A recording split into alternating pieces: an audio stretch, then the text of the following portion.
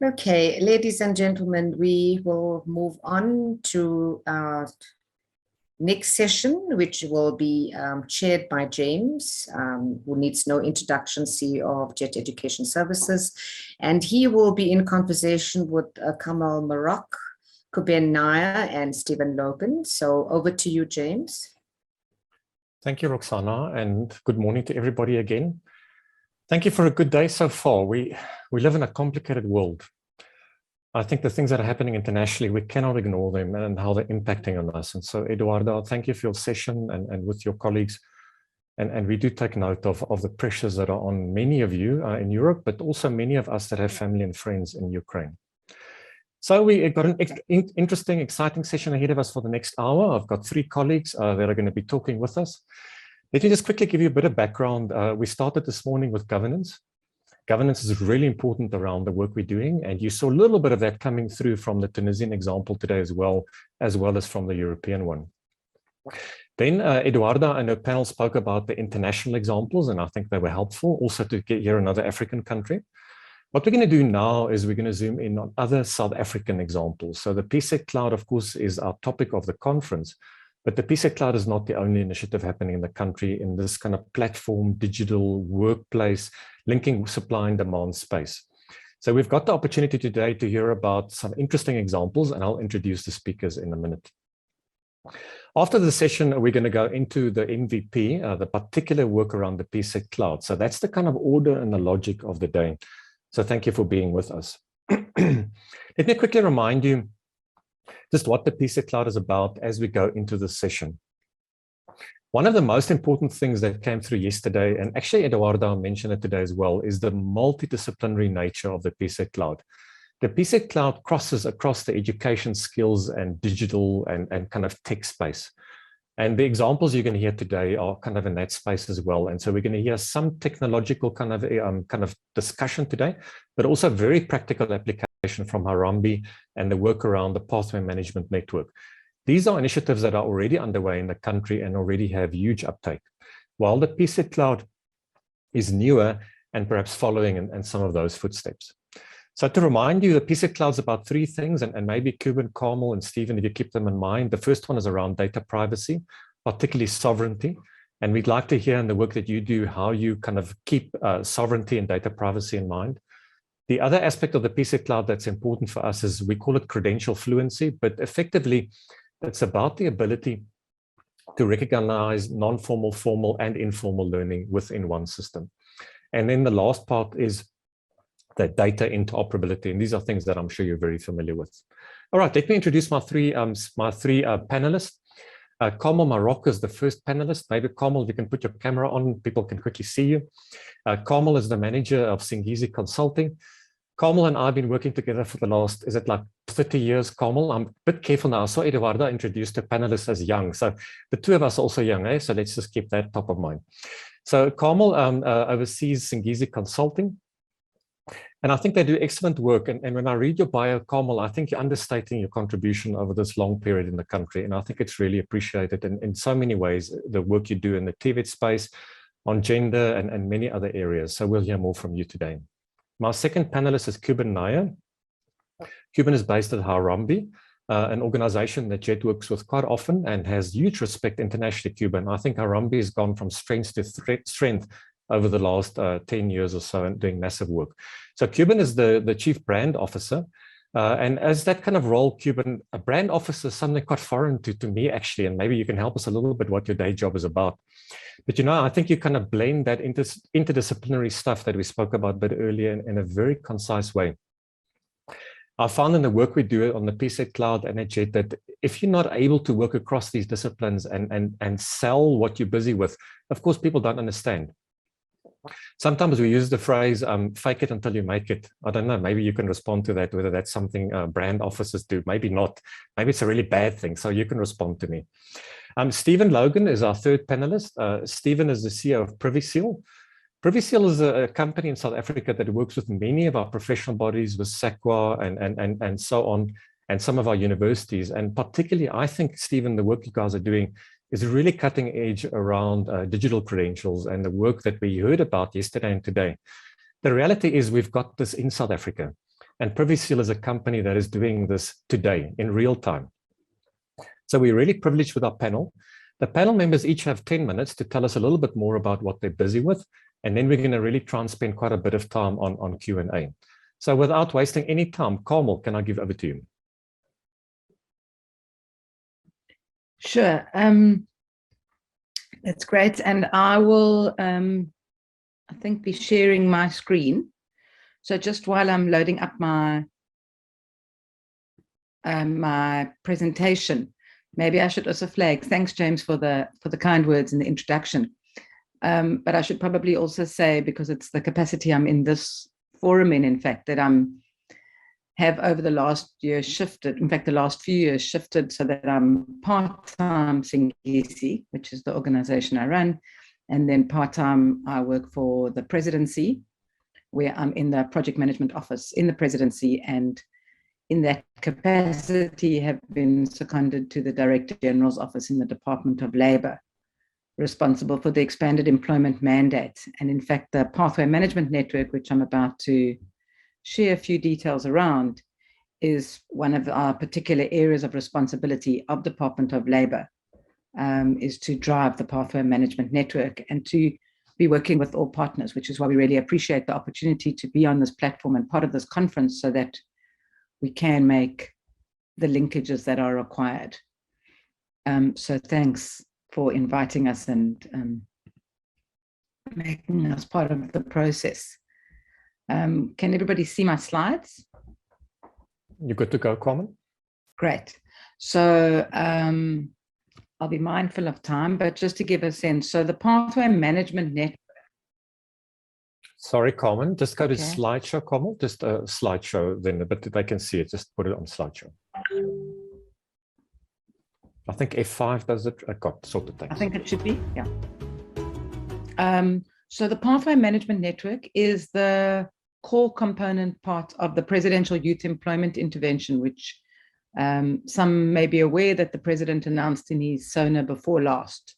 And he announced that in response to the growing challenge or crisis, you could say, of youth unemployment in the country, and the large numbers that are leaving education institutions, but are not transitioning from learning to earning, there's a need for a coordinated intervention from the presidency, working across government at all three spheres, but also with the private sector and non-government.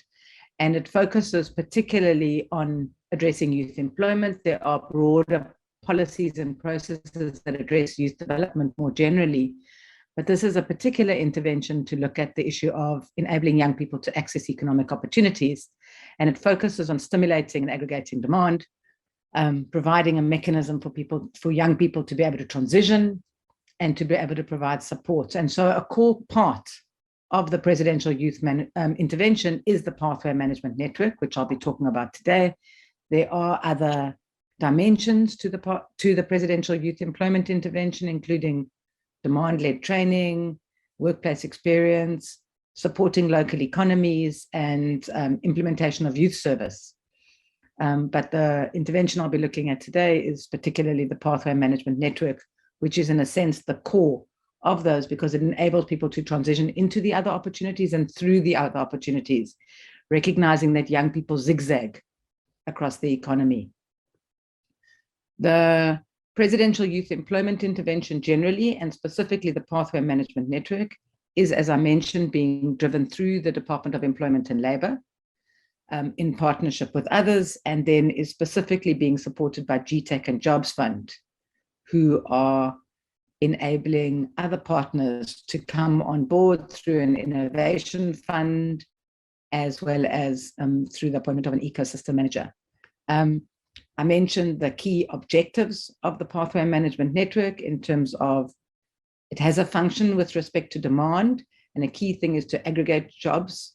So in that context, we're working with a number of other industry associations and employer bodies, including CAPES, which is a partner, which is the private sector, coordinating private sector body who's a member of the Pathway Management Network, as well as those who are working in the digital economy like PEPESA, those who are working in the auto industry like NARCOM. We're working with all of those to say, how do you bring together the opportunities? And many of those have networks that are then linking into the Pathway Management Network through the PPGI, the Presidential Partnership Growth Initiative, which also links in with the agricultural industry, etc. The second is to address barriers, and one of the key ones has been the access to data, and Kuben will talk about that a little bit more with SA Youth, but that's been a big focus of our work, as well as linking young people to opportunities. And critically, what we're trying to do is to ensure that sorry, it's giving me interesting messages here. Critically, to make sure that young people, regardless of where they join the network, have visibility to opportunities across the network. As I mentioned, it's coordinated by Dell and the presidency. And then we have a coordinating committee of the key government departments, as well as the NYDA. I won't list them all here, but you can see in the slide the mention of all the key government departments, and you'll see it's a combination of those that are responsible for demand, as well as those that are working in supply, as well as those that are responsible for, in a sense, the linkages. And then the NYDA, which has a mandate for youth, to ensure that we're coordinating government-wide. And then we've established different committees, of which the technical committee is government stakeholders, as well as private sector, as well as non-government. And in fact, the PZ Cloud has become part of this process recently, which is really exciting. And that's really, the technical committee is really about making sure all the different systems speak to each other, that there's an interoperability ultimately, but that there are manual ways of linking where there isn't that.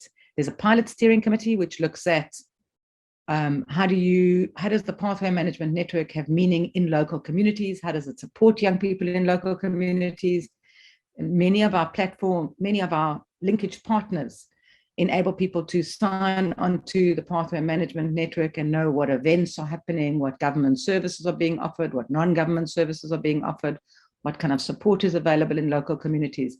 So we're piloting that, one that's focusing on enterprise development, one that's focusing on TVET colleges, one that's focusing on expanding the capacity of the labor centers to support e-learning. So you can already begin to see the possibilities and linkages with what my other panelists will be talking about, as well as the conference. And then we have a number of other committees that are developing as need arises, including a linkage with the Technical Implementation Forum, which is driven by DHET with us, but is focusing on demand-led skills training. The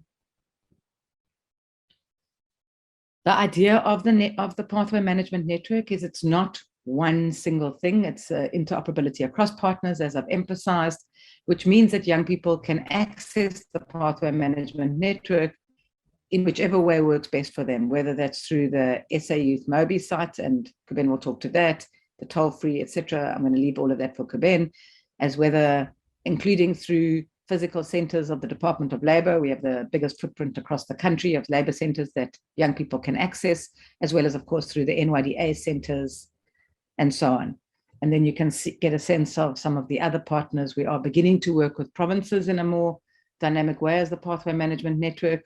Gauteng with CEPO 1 million has been the kind of early adopter, because they've been working for a long time with Harimbi and now with SA Youth Mobi, and looking at how a whole range of mechanisms come together in terms of supporting young people with local economic development to access and zigzag through the economy and to benefit through improved procurement processes, which we're linking also with the National Department of Small Business Development and the SMME portal to enable that. So there are a range of different channels and partners, and it doesn't matter where young people join or where the opportunities are loaded. The idea is that people would have access and be able to navigate through. That includes, for example, career guidance, which we link onto also with the National Department of Small Business Development and the SME portal to enable that. Apologies, Carmel. Guys, can you just mute? Okay, Carmel, go. Thanks.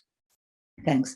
So, for example, KETA, which is offering career guidance through the Department of Higher Education and Training, you can link onto any of these platforms now and access that. So essentially where we are now is that more than 2.35 million young people are registered on the network across the different channels. Thus far, since we've started the Pathway Management Network, just over 600,000 young people have been placed in opportunities. An additional 144,884 young people have accessed work seeker counseling. We have the capacity to map services and resources in communities, both through the Youth Explorer, which is being supported by Soldru at UCT and the University of Johannesburg. And then the Department of Science and Innovation is supporting the Empower app, which is enabling people to understand what kind of events and resources are available in specific communities. And to date, it's just been recently launched, and there have been 5,000 downloads of the app thus far. The pilots, as I've already mentioned, are underway.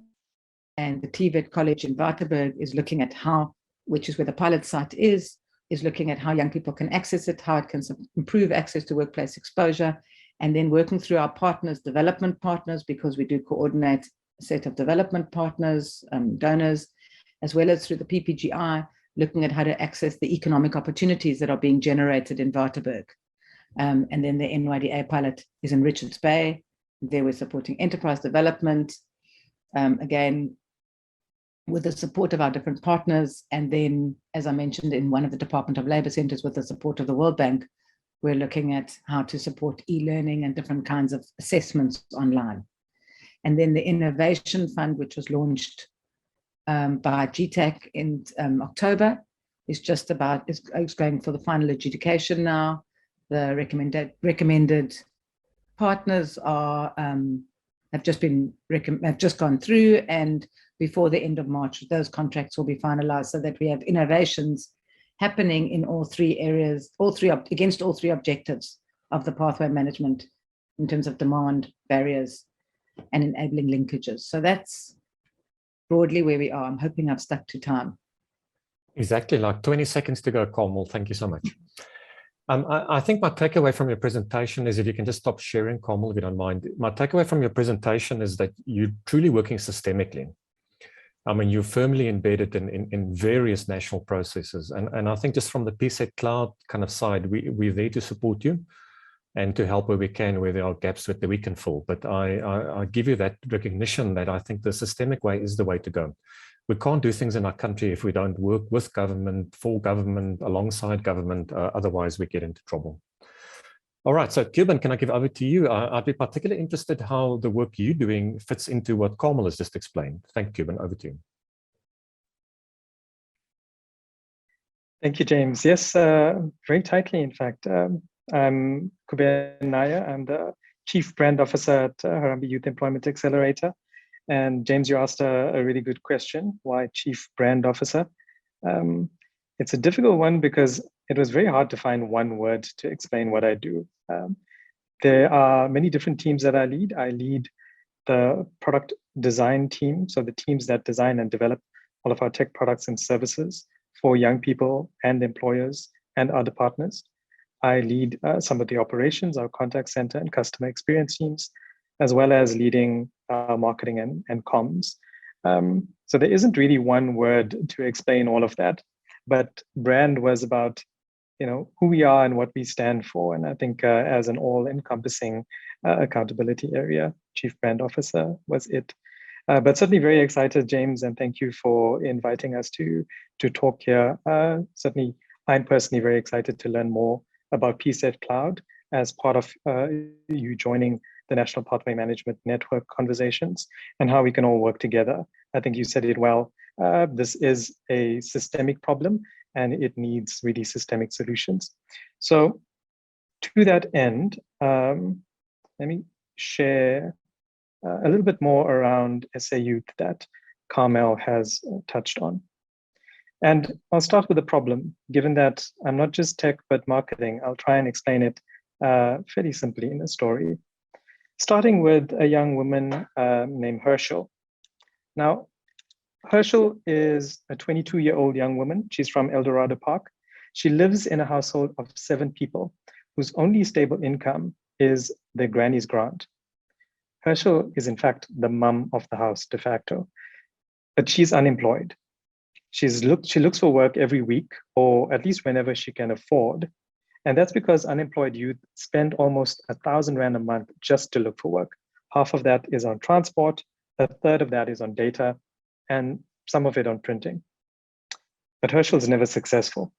She has no work experience, she has no qualifications beyond matric, and she has no networks to recommend her for a job.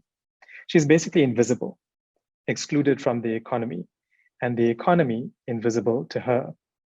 But Hershel's story is that of many millions of young people. And this is what I think we came to do a few years ago in talking about the National Pathway Management Network, and asked ourselves a few questions. We asked ourselves, well, what if Hershel could find opportunities without having to spend any money? Is that possible? What if she didn't have to leave her home and a family to go and look for work each time? What if she could find in-person support that is near her? What if she could be guided on what her best next step is because she doesn't know what next to do? And what if she could be seen by this economy, that she could be seen for what she's capable of, not just her certificates? So this is the problem we set out to try and ideate and solve together. And one of the solutions is us building the platform SA Youth, which is a platform that really helps enable and power the broader National Pathway Management Network that Carmel just described. So instead of Hershel having to come to our offices, we built a zero-rated Mobi site that aggregates all of the opportunities and services for her so that she can apply freely wherever she is. And this is sayouth.mobi. A Mobi site also because she doesn't have to download it and use data like an app. It has a recommendation that uses her profile to be able to recommend what's the best next opportunities that are nearest to her and most suited to her according to her profile. But if she does need more help, she can call us toll-free for support. Not just tech support, but support on her journey to work. If she wants to start a business, but she doesn't know where to start, if she's going to an interview and she needs advice or maybe a practice interview, she can call us. Whatever it is, she will speak to one of our guides who is a young person like her and been where she's actually been. She can also use social media and email to get help if she wants, or 24/7, she can get help via chatbots on Facebook and WhatsApp. Now, besides this, and Carmel touched on this earlier, we know, and certainly we know at Harambee in all of our work, is that technology can only be part of the solution, it's not the full solution. Hershel will need in-person and more intensive help along the way. Maybe she needs an employability workshop at a labor center, or training or startup grant from the NYDA, or skilling and career assessments at a TVET college, maybe access to online learning at a library or a DBSA lab near her. Now she can find those services that are nearest to her via the Empower app, or by calling us toll-free again, and we will tell her where to go and text her the directions. We have worked on and we are continuing to work on APIs between the different partner systems, between, for example, the Department of Employment and Labor's ESSA system, the NYDA's ERP platform. Of course, many of these partners have their own systems and data. And how do we make sure to bring the vision that I think Carmel described to life, that wherever Hershel enters the system, she has access and she has visibility of all of the opportunities and services. And so that's what we've been working on to make that experience smoother for her and to share opportunities and data also so that we can learn what interventions are making an impact or where she faces barriers that we must break. But really important to this, the biggest problem though is opportunities. There's just not enough opportunities for young people in South Africa. Now, we as Harambee work with all sectors to unlock new opportunities for young people and then help bring it into this platform called SA Youth. The employer interface is called the SA Youth Partner Network, and we have more than 2,000 employer and opportunity holder partners signed up as SA Youth partners. So they are posting opportunities, matching talent, and hiring young people inclusively. It's free for the employers, but all we ask for is feedback and data so we can track impact. Important just to pause on inclusive hiring and matching, because like in the case of Hershel, if she uses CV, her CV is blank because she doesn't have any further formal qualifications and experience. So we have to rely on a range of signals, assessments, proxies, alternative credentials that we are working on with different partners to bring into this ecosystem so that we can understand what Herschel is really capable of. Those alternative signals is what will make her visible and help us match her inclusively. So I'll end there and actually just have a 1-minute video that I'll ask the director to play. This is a video that the president used to launch SA Youth last year on June 16th. And thank you for listening. I'll stop sharing now.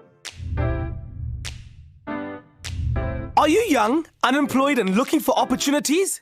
Do you want to own your future? Visit sayouth.mobi to start your journey to learning and earning today. sayouth.mobi connects young people to a range of opportunities for mahala. Not only Ispani, also resources and support to help you learn and grow. Tell us about yourself so we can find the best opportunities for you. The more we know about you, the better we can hook you up. Update your profile to find more opportunities better suited to you. New opportunities are added every day, so log in regularly to check them out. You can apply for opportunities near you, search for opportunities, and get advice on how to make yourself more employable to land that job. If you're a hustler by nature with dreams of owning your own business, find resources and support to get you started or level up. Keep your contact details up to date so we can always get a hold of you. Or call us, mahala, on 0800 72 7272 anytime you need help. SA Youth is here to ensure that Abantu Abasha across South Africa are supported. Own your future by joining the network on sayouth.mobi and start your journey to learning and earning with SA Youth today. Thank you so much, Cuban, and the video, pretty seamless and perfectly on time. Such a pleasure having a panel like this. So I think, you know, Cuban, I don't know if you and Carmel or Stephen were in the session yesterday, but one of the key things that came through, I just used this phrase, the old time phrase, the king is dead, long live the king. That idea of one king succeeds another. And perhaps you can apply it to qualification. So maybe the qualification is dead, long live the credential. And with that, I try to emphasize the fact that our more encompassing, broader understanding of credentials is actually not just qualifications, where we can try and factor in informal and non-formal learning and things like a CV. That a CV can become digital in a way that we can do matching of supply and demand. And I kind of heard a little bit of that coming through from what you said, but you can come in when we just now again on this. So I'm going to switch over to Stephen. So Stephen works in this credential space. And Stephen, like a heads up, we don't all agree with what's happening in the credential space. So be ready to get some difficult questions on this, because I think as much as we've got this broader understanding, it's very difficult to apply it at the moment in our current context. So let's hear a bit more about what you're doing. Thanks, Stephen. Thanks, James. Can you hear me? You're good to go? So yes, Privy Seal was started by me in basically around 2010. And it took a long time to get off the ground because we had to do a lot of pioneering work in engaging with what we call credential issuers. So probably our very first client was the Institute of Directors in Southern Africa. And they got what we were trying to do, which was basically to make the switch, the migration from paper and PDF credentials to actually a digital credential. So there are obviously lots of digital credentials, and I'd like to just share a presentation. The experience that we've had is that fraudulent qualifications are a very significant problem. They're a big problem worldwide, but they have gained a lot of high profile in South Africa, and that many very high profile individuals have committed qualification fraud of one kind or another. And so, for example, we've now got the National Qualifications Framework Amendment Act, which is signed into law but not quite effective. And that creates a register of misrepresented qualifications, as well as a register of fraudulent qualifications. So it was with that qualification fraud problem that we really started to try and deal with. And the key thought there was, how do we make genuine qualifications visible? And to do that, really the key thing was to work with the original trusted data source. So in the case of a recognized professional body, to tap into their data and display their certificate data in an encrypted certificate, and to pair the encrypted certificate with a micro-credential, which you'll see in a second examples of. So the migration from paper and PDF credentials to digital credentials has been the focus of our work over really since 2016. We really started making significant headway, and we've been helping significant certificate issuers or qualification authorities or recognized professional bodies, CHE accredited institutions since then. One of our biggest breakthroughs as a company, a private company, was to be trusted by the Southern African Development Community's Secretariat to actually assist national qualification authorities within the SADC region to bring digital certification forward. And so we started with the South African Qualifications Authority and the Zambian Qualifications Authority. And we now do work for the likes of UNESCO, as well as a very broad range of regulatory bodies and recognized professional bodies in private and public universities. So it's this migration that has given us a deep insight into what the issuers are looking for, what the certificate issuers are looking for. And they are typically looking to deal with very practical problems. The problems really relate to lost certificates, certificates not getting to people during COVID times, and not being able to afford to courier certificates to different people because graduation ceremonies couldn't take place physically. The problem of people having their names changed, whether they've been married or for some other reason, and the certificates needing to change, needing to protect themselves from misrepresentation by people changing certificates, in other words, doctoring the actual PDF or paper certificates, and very many other things like not being able to revoke the certificates, lost certificates. So the need to move to digital credentials has been driven by these practical problems. And we found that certificate issuers are a really critical part of the ecosystem, and they come in all forms and shapes and sizes. We have clients from industry associations to training providers to large CHE accredited institutions, just very small ones. So this is an example of my micro-credential that we facilitate for SAQA. So the South African Qualifications Authority uses our platform to share their certificate data with our platform so that they can generate their own digital certificates. And they create digital certificates, but they also create micro-credentials. Now, this micro-credential has a QR code on it, and pretty much every smartphone will have the ability to scan a QR code.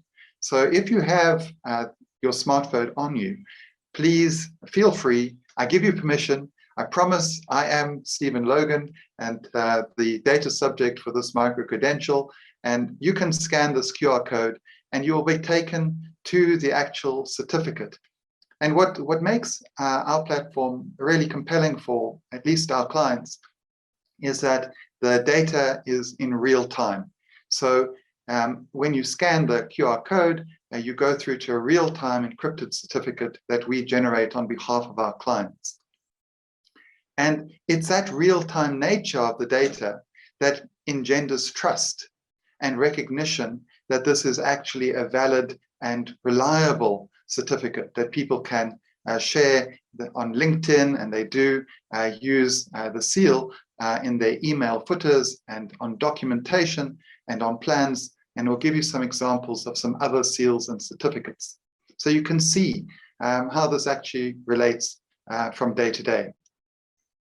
So here are some examples. Just a random set. Institute of Directors has a professional designation, CDSA. All of their chartered directors have privy seals that they can embed in their email, on their documentation, on their social media, and it ties back to the certificate. Again, social services, the Council for Social Services makes this available for their social workers, auxiliary workers, youth and childcare workers, Council for Quantity Surveyors for their different designations, to prove that the person is currently registered and in good standing and capable, and that there's recourse. So if you think about the key aims of PSET Cloud in terms of sovereignty, the issuer has control. They're the curator of the data, and much of the data changes. So it's not all static. And so there's a need for both static and dynamic credentialing. In the case of the professional architects and all of the professions within the architectural council, they need to be able to put that onto their council, on their plans submitted to local authorities to prevent fraud. So they go through, once you scan the QR code, to certificates, and the certificates will have more information or less information depending on what the certificate issuer is trying to achieve. Sometimes the certificate issuer is trying to avoid qualification fraud. They might have redacted email or mobile details on the certificate so that it's easier for the person to validate that the person who has presented the certificate is who they claim to be. So one of the key things I want to try and explain is that it's very important to have a credential issuer buy-in. And it's that's important because they don't want their data to be compromised. So all of the credential issuers typically control their data very tightly. They don't want to give access to that data because they're very worried about what will happen to it. And so at the moment, when they pass the data through an API to, for example, our platform, it's very secure, and they control the process. They can revoke, they can bring back the data, they can delete the data. They have ultimate control over the data. And I think that that's a critical thing for you to be aware needs to be built into the platform. In future, credentials that are signed with cryptographic keys could potentially allow greater control and potentially underwrite that risk by making sure that the credential actually has been issued by that issuer. Again, data interoperability, really crucial. And for that reason, we really think that you need to have open standards like JSON. And again, data privacy is at the heart of establishing trust, because the credential issuer is very concerned that the credential not be misused. And for POPI and other GDPR and data privacy regimes, it's really critical that the data is used in the right way and only controlled and accessed by people who have the right permissions to do that. So just speaking about data interoperability, our learnings are that in terms of SSI, one has to be very careful of bespoke data schemas and rather try to use an open standard like JSON. APIs are really critical in terms of collecting data and not having to pass data. In other words, one system may say FN equals first name, another might say first N equals first name, and you can't be trying to figure out what the data means every time you're trying to get it through and then try and merge it into your data schema. The API allows you to collect the data as is and then use it as required. Functional programming is often a very useful way of making that easier. So beware of contested IT protocols. In terms of data privacy, these are critical questions. It's not possible to scrape data. One has to use the data in a very GDPR or data privacy compliant way. And so you need the data subject's permission to actually use their data, especially when you're combining it, especially when you're not using it in the normal course. And they should understand what you're doing. And there should be very careful limitations on how you use that data. Otherwise, you stand a real risk of the data being misused or actually used in a way that is not for the benefit of the data subject. So I'm hoping I'm within time. I think I've probably just gone over. That's fine, Stephen, just by a minute.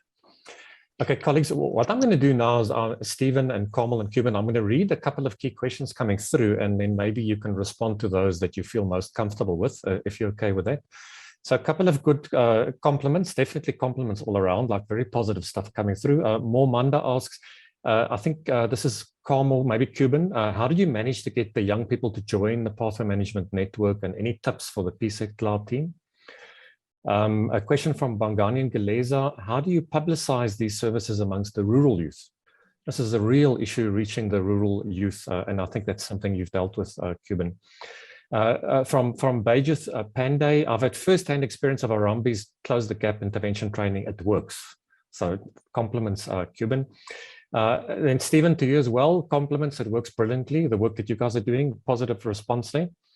From Cheryl Boyson, can training providers also access the tool? I'm assuming it's a little bit to you, Stephen.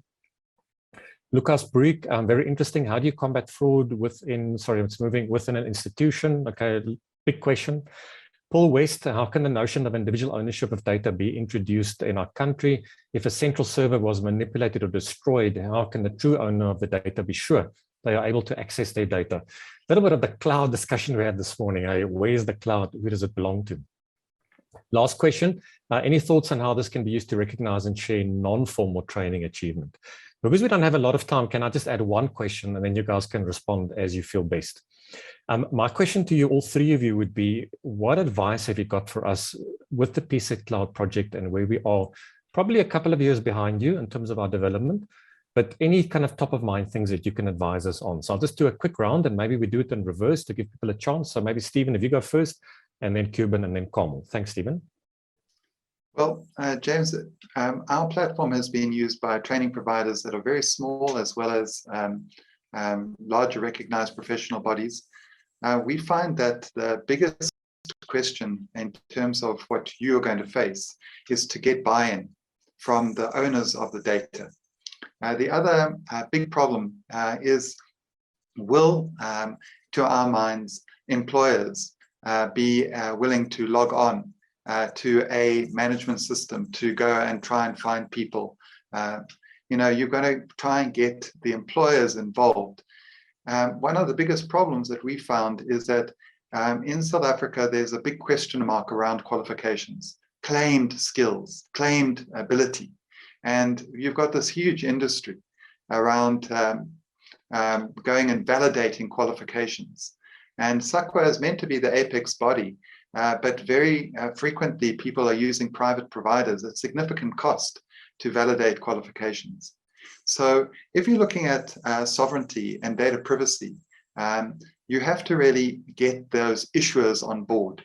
And then it's really important to put these validations in that real credentials can be easily shared in the hands of the youth or in the hands of the job seeker.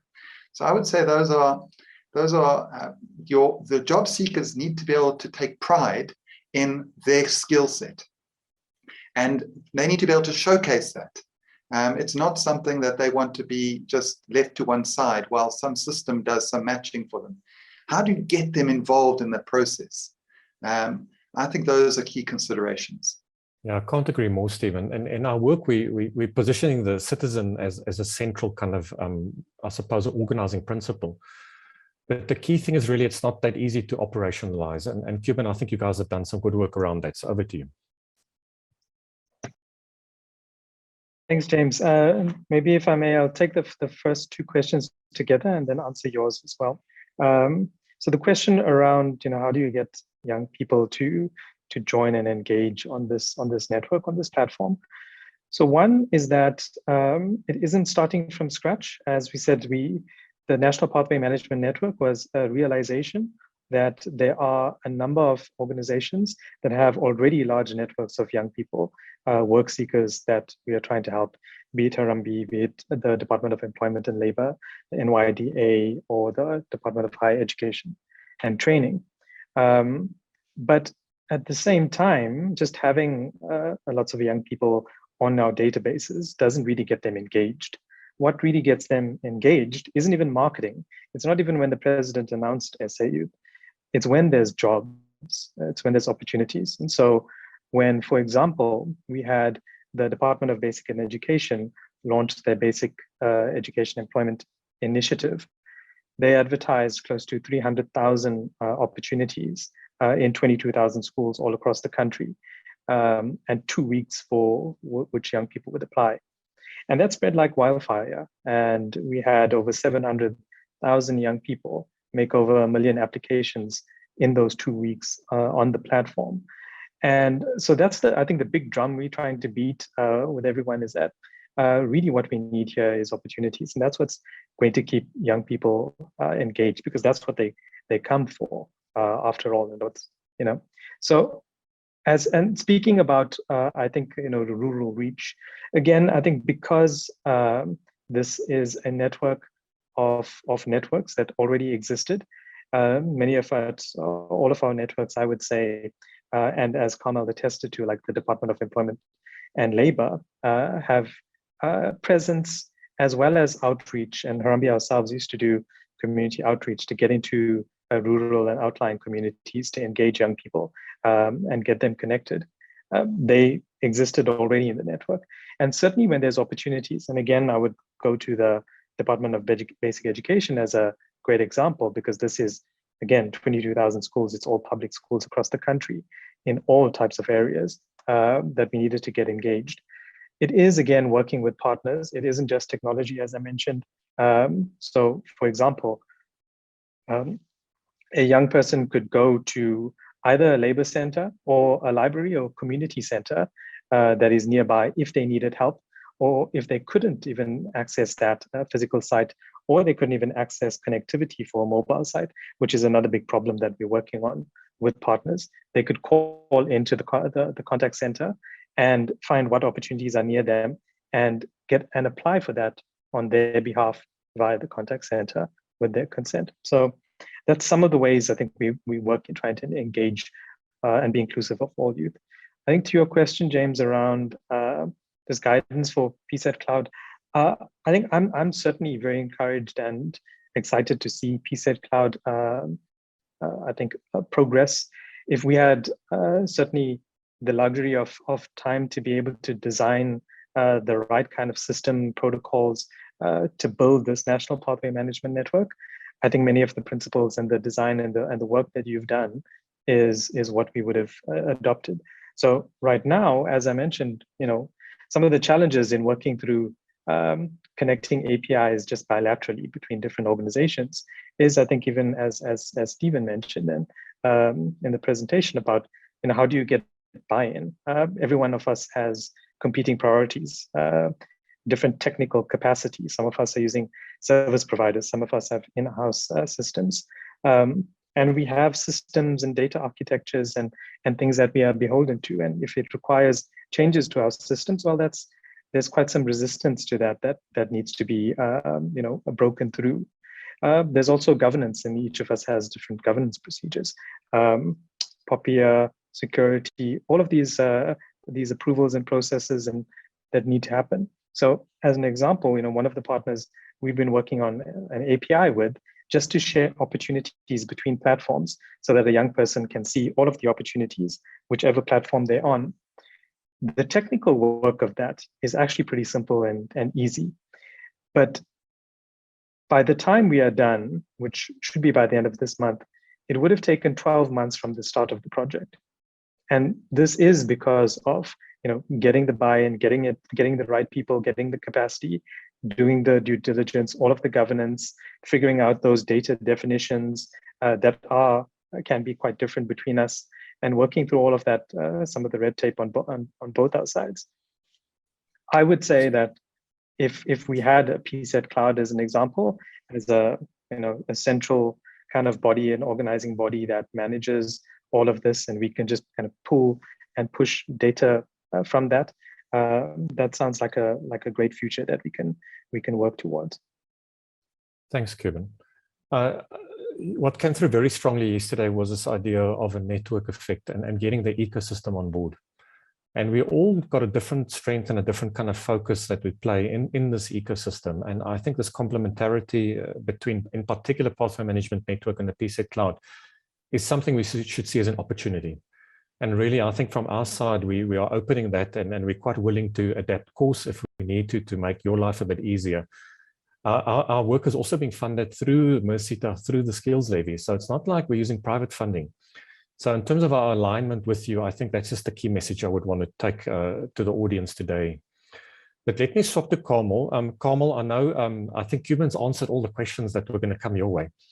But maybe just as a kind of closing out from your side, maybe just some reflections on the complementarity between the PSET Cloud and the Pathway Management Network.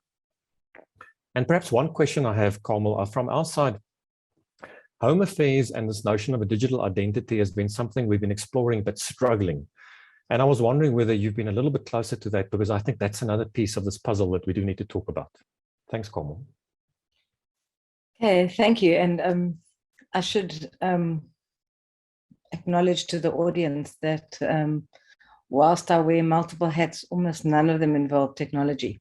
So despite my presence at this conference, so what I spend a lot of my time doing is dealing with the stuff that Kuben's talking to, which is getting people to actually be willing to talk to each other and be able to cooperate.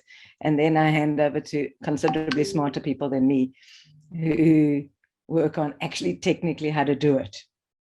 And I mean, certainly for us, of course, in terms of interoperability, our first prize would be that for both the young people and in fact for opportunity holders, it's a seamless thing. That it doesn't really matter to them where they enter and where they put their data, it simply gets shared across the system. But we're a very, very long way from there. There are some of the apps, and Kuben's talked to that, which like DHET with Keta and DSI with Empower and so on, where that kind of interoperability has been achieved pretty quickly.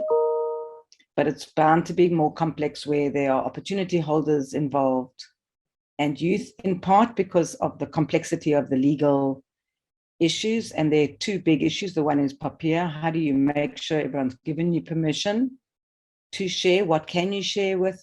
And I think that's something that I know PSET Cloud's been engaging with quite a lot, and that kind of insight would be incredibly helpful. How do you make it possible? We know we can, all of us have shared terms and conditions to start saying, what are we asking the young people to allow us? So if it's for the purpose of accessing a work opportunity, can we share? But for example, if we want to aggregate the data so we have a sense of who are the work seekers, what kinds of skills and capacity do they have, what kind of credentials do they have, and what does that mean for things that are happening around us, like the critical skills list? What sort of permissioning is possible in that regard? And I think those are complex sets of issues that we're grappling with, and insights around that would be important. Where you store data has also become a huge issue. South African legislation talks to that you must store in South Africa, but we know that various systems store all over the place, that increasingly where you live and where you store your data is a much more complex world, and insights around that I think would be incredibly helpful. And then there is the issue of one of the ways that we access young people, and just to specifically add on to what Kuben said, is that because we've, in the past, people used to talk about if a person goes to 2 programs, then they're double dipping. Used to be a big South African term. And I think I'm relieved to say what has been generally understood is that is not a useful notion, that there isn't one intervention and then the young person's helped and they're in the labor market. That our responsibility is to work with young people until they don't just access the labor market, but succeed in the labor market. And so there are multiple touch points, and we have to support that, and that's what the Pathway Management Network is about, which means that if young people have had opportunities and they are going to UIF, they're automatically brought into the system. And a lot of people, young people who are looking for employment, are going to the labor centers for that, and particularly in rural areas. Then the Department of Labor is also developing the capacity to do outreach work and so on, to try reach those young people and see what's possible. Intervention partners like the Basic Package are working with particularly young people who might otherwise be reticent to join such a system, and are working with the Department of Social Development to make sure that care workers who are out in communities, youth workers, are able to reach that constituent and encourage them to become part of it. And partly, and I think this is the key point that Kuben's raised, is it means we must have opportunities for those young people. And that includes, where there aren't employment opportunities, how to help people access other economic opportunities, and how to help young people build their profile, and what that looks like. And I think for me, and James hinted at this, the challenge when we're talking about credentials and we're talking about building profiles, which I think is critical, whether it's young people doing volunteer work or doing a short course that makes them readier to join the auto industry, whatever it is, how do you make sure people really know what they will and won't be able to get? Because we've all lived through the period of kind of multiplicities of unit standards, where young people thought if they just took their certificate of managing stress, they would get a job. Thanks, Carmel. We're running out of time, and I don't want to cut you because, this is the topic we need to talk about for a long time. Is it okay if I move? I want to just thank the panel. Guys, I think this was an incredibly interesting panel. There's a lot of discussion around this work, but my takeaway would be there's complementarity and we're here to work together. So the next session, Roxana, over to you. We'll focus on the MVP. Thanks. All right. Thank you, James. Thank you for chairing that session. Thanks to Carmel, Kuben, and Stephen. I think the session has been a great opportunity to bring all of us up to speed where we are with various platforms in the country. And I particularly want to add, Carmel, if you'll allow me, that we are participating as the PSET Cloud team with the Management Pathways Network in the Partnership Committee. And simultaneously, James and I working with you, Kamal, and your team at the presidency, and are in the process of looking at the synergies between the Management Pathways Network and the PSET Cloud. So we will look, further down on the differences between the platforms, the gaps that are there, so that we don't let anything fall between the cracks, and bring these two platforms closer together. There is still much to be done, as you said, Carmel, for improved employment in our country and addressing the socioeconomic development imperatives. So it was a great session. All, thank you very much.